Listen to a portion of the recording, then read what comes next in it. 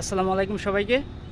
আজকে আমি যাচ্ছি এক ঐতিহাসিক জায়গায়, যে জায়গার সাথে জড়িয়ে আছে সেই বাংলার বিখ্যাত 12 বইয়ার এক বইয়া ঈশা খান নাম, যেখানে লড়াই হয়েছিল মুঘলদের বিরুদ্ধে এবং সেখানে ঐতিহাসিকভাবে দাঁড়িয়ে আছে একটি কয়েকশো বছর পুরাতন প্রাচীন দুর্গ।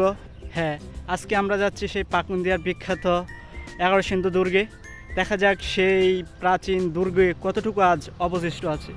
বর্তমানে 11 সিন্ধুর দুর্গটি পাকুন্দিয়া উপজেলা সদর থেকে প্রায় 8 কিলোমিটার দূরে এবং জেলা শহর থেকে প্রায় 27 কিলোমিটার দক্ষিণে অবস্থিত। একসময় এই অঞ্চল ছিল বাংলার গুরুত্বপূর্ণ বাণিজ্য এবং সামরিক কেন্দ্র।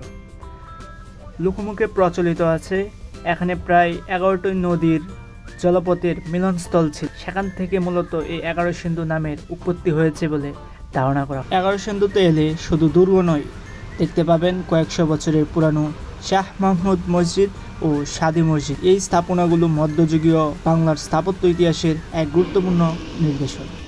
দেখতে দেখতে আমরা চলে আসলাম সেই দুর্গের কাছাকাছি।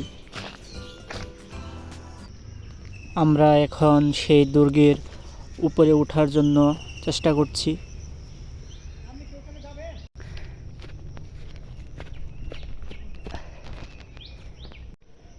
বন্ধুরা, আমি এখন যে জায়গাটি দাঁড়িয়ে আছি, এটি হচ্ছে সেই বিখ্যাত 11 সিন্ধু দুর্গ।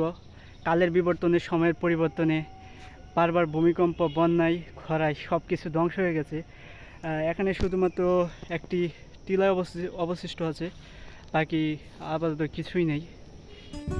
11 সিন্ধুর ইতিহাসে সবচেয়ে বিখ্যাত গল্পগুলোর একটি হলো রাজা ঈশা খাঁ এবং মুঘল সেনাপতি রাজা মানসিংহের যুদ্ধ এখানে অনুষ্ঠিত হয়েছিল।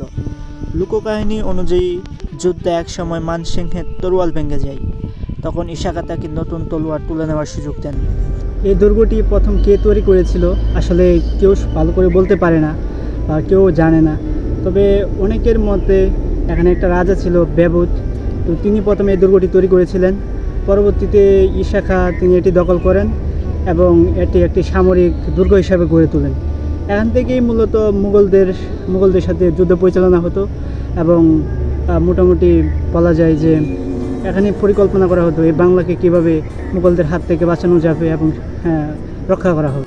এখানে আসলে শুধু দুর্গ নয়, দেখতে পাবেন মধ্যযুগীয় আমলের 2টি মসজিদ। আমার পিছনে এখন যে মসজিদটি দেখতে পাচ্ছেন, এটা হচ্ছে শাহ মাহমুদ মসজিদ। সেটি মূলত ঈশা খাঁর আমলেই তৈরি করা হয়। প্রায় 300 থেকে 400 বছরের পুরানো সেই মসজিদ। দেখে আসলে অনেক ভালো লাগছে। এই মসজিদটি সুবেদার শায়েস্তা খাঁর আমলে 1664 খ্রিস্টাব্দে 11 সিন্ধুর তৎকালীন প্রখ্যাত ব্যবসায়ী শাহ মাহমুদ কর্তৃক এই গম্বুজ মসজিদটি বানানো হয়। পরবর্তীতে তার নামেই এই মসজিদের নাম রাখা হয় শাহ মাহমুদ মসজিদ। প্রথম দেখাতেই চোখে পড়বে মসজিদের অনন্য স্থাপত্যশৈলী। এক গম্বুজ বিশিষ্ট এই মসজিদে রয়েছে সুন্দর কারুকাজ, অলঙ্কৃত ইটের নকশা এবং পোড়ামাটির বিভিন্ন শিল্পকর্মের দিক নির্দেশন।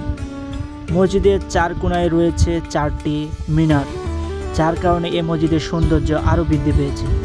শতাব্দীর পর শতাব্দী ধরে অসংখ্য মানুষ এখানে নামাজ আদায় করেছেন এবং ধর্মীয় কর্মকাণ্ড পরিচালনা করেছেন।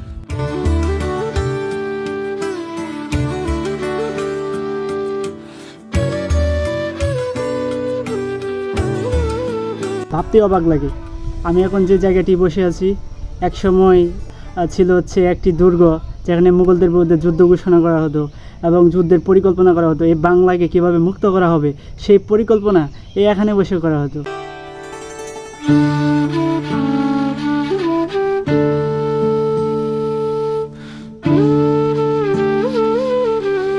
আপনাদের জ্ঞাতার্থে জানিয়ে রাখি, এখনও কিন্তু এখানে নামাজ হয় এবং মুসল্লিরা, আশেপাশের মুসল্লিরা সেখানে নামাজ পড়েন। আমি যদি একটু ভিতরে দেখানোর চেষ্টা করি, ভিতরে দেখতে পাচ্ছেন নামাজের জায়গা, ভিতরে ঘড়ি চলছে। আমার পিছনে যে পুকুরটি দেখতে পাচ্ছেন, এই পুকুরটি নিয়ে বিভিন্ন সময় বিভিন্ন কন্ট্রোভার্সি হয়। বলা হয়ে থাকে একটা সময় এখানে প্রচুর খরা চলতেছিল, তো খরার সময় চারদিকে কোনো পানি ছিল না। এখানকার যিনি রানী ছিলেন তার জীবনটা সেখানে নাকি উৎসর্গ করলেন। তার জীবনটা উৎসর্গ করার ফলে এই পুকুরে নাকি পানি হয়। পানি হওয়ার ফলে এলাকার আশেপাশে যত মানুষ আছে এই পুকুর থেকে পানি নিয়ে তারা ব্যবহার করে। তো এটা বাস্তবসম্মত যদিও কোনো কথা না, তবু স্থানীয় সংস্কৃতির একটি অংশ এটি।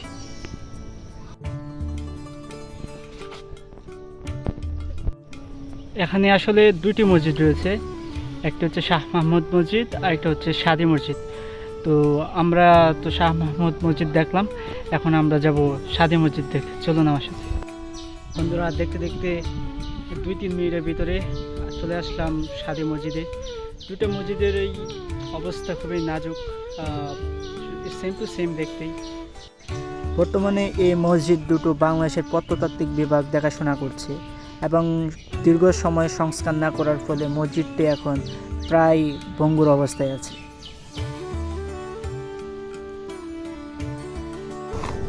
যুগের সাথে সময়ের সাথে সব কিছু চেঞ্জ এবং সব কিছু পরিবর্তনশীল, তেমনি এই জায়গাটাও পরিবর্তনশীল। সব কিছু ধ্বংস হয়ে গেছে, কিন্তু সব কিছু ধ্বংস হয়ে গেলেও ইতিহাস তো আর ধ্বংস হয় না।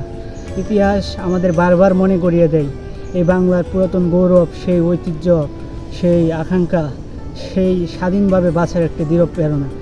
আজও এই কিশোরগঞ্জের পাকুন্দিয়ায় এই 11 সুন্দর দুর্গ আমাদের সেই স্বাধীনতার কথা মনে করিয়ে দেয়, সেই শক্তির কথা মনে করিয়ে দেয় যে বাঙালি ছিল একটি বীরের জাতি।